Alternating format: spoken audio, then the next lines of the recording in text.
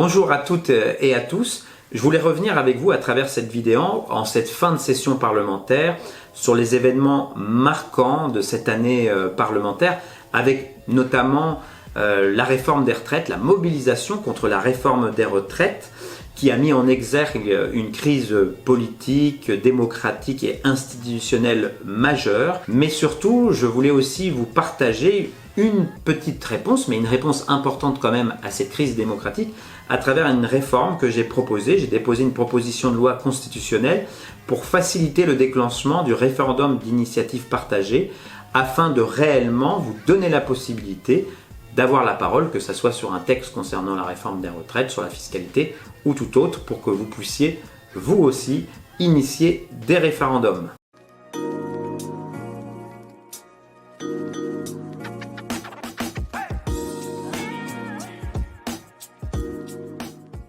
Nous vivons actuellement une crise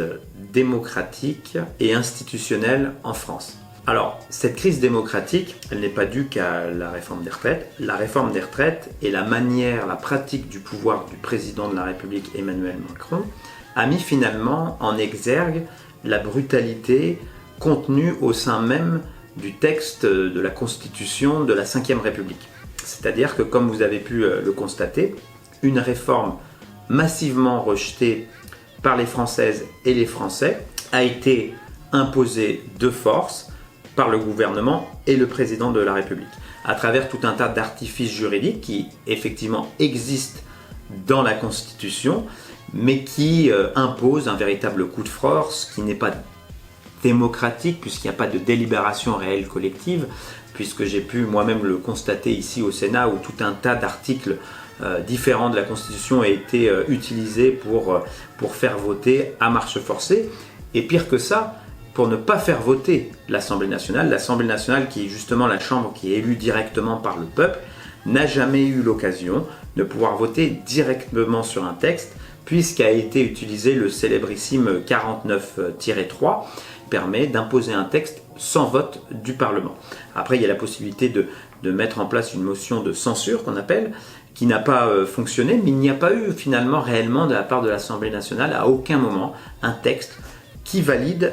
cette proposition de réforme des retraites au niveau du Parlement, donc ce qui est un véritable déni démocratique et qui montre qu'il y a vraiment un problème dans le pays, c'est-à-dire que l'on ne peut pas imposer des réformes contre les gens, puisque nous-mêmes, les représentants élus, nous sommes l'émanation du peuple, nous sommes les représentants au niveau national des Françaises et des Français, donc nous ne pouvons pas aller à l'encontre des personnes qui nous ont donné mandat pour agir et voter en leur nom. Donc ça n'est pas sans poser un réel déficit démocratique. C'est pour ça qu'on a beaucoup parlé de 6e République. Peu importe finalement le nom, ce qu'il faut, c'est changer les contenus de cette 5e République, qui est peut-être l'une des constitutions dans le monde qui donne le plus de pouvoir à une seule personne et qui réduit les contre-pouvoirs à son strict minimum. Ce qui fait qu'on peut être potentiellement avoir affaire à un président de la République qui changera, on aura d'autres, qui pourraient avoir des velléités autoritaires, beaucoup plus fortes. En tout cas, il y a tous les instruments dans la Constitution qui permettent même, à travers l'article 16, d'avoir les pleins pouvoirs. Il y a d'autres articles, comme vous avez pu voir, pour imposer des textes comme le 49.3, je pourrais vous en citer un très grand nombre, qui font que ces institutions déresponsabilisent une personne déjà qui est élue par le peuple, et qui n'a pas vraiment beaucoup de comptes à donner, que ce soit au peuple à travers le Parlement, qui n'a pas de compte à donner, puisqu'il est même irresponsable au niveau judiciaire. Donc il faut changer ces institutions,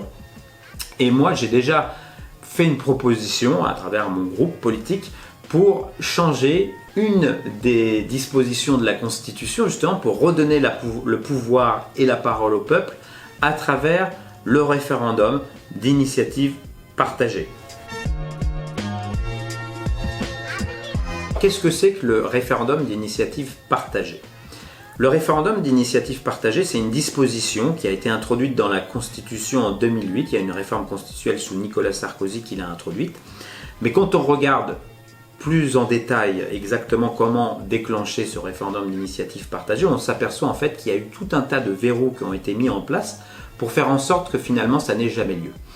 C'est quoi ces verrous? Tout d'abord, il faut déjà avoir un certain nombre de parlementaires, 185. Donc ça, c'est pas le pire des verrous, puisque 185 parlementaires, c'est aussi bien de l'Assemblée nationale que du Sénat. Ensuite, il faut recueillir la signature, on a à peu près 9 mois, pour recueillir la signature d'environ 5 millions de nos compatriotes, ce qui est un chiffre très élevé. Quand on regarde les autres pays qui ont ces pratiques démocratiques, par exemple, vous avez l'Italie, qui a à peu près le même nombre d'habitants, c'est 500 000. En Suisse, c'est encore moins, c'est 50 000. Donc on s'aperçoit que c'est un niveau qui n'existe nulle part au monde. C'est pratiquement 10% du corps électoral, ce qui est vraiment très important et pratiquement impossible à faire. Il y a eu un RIP qui a été initié par la gauche, qui était justement sur la privatisation des autoroutes. Pour vous donner une idée, ça a recueilli un peu plus d'1 million de signatures. Ensuite, il y a également d'autres verrous qui ont été mis en place, c'est-à-dire que même si vous atteignez les 5 millions de signatures, il y a un simple examen de la part du Parlement fait tomber la disposition du RIP. C'est-à-dire qu'il y a vraiment juste un examen en commission d'une des deux chambres et puis ça n'existe plus. Et d'autant plus qu'on s'aperçoit, puisqu'on a nous-mêmes essayé d'initier des RIP concernant la réforme de retraite, ça n'a même pas passé le passage du Conseil constitutionnel, parce que la définition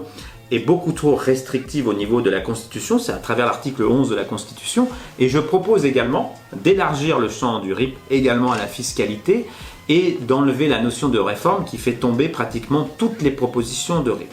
Donc,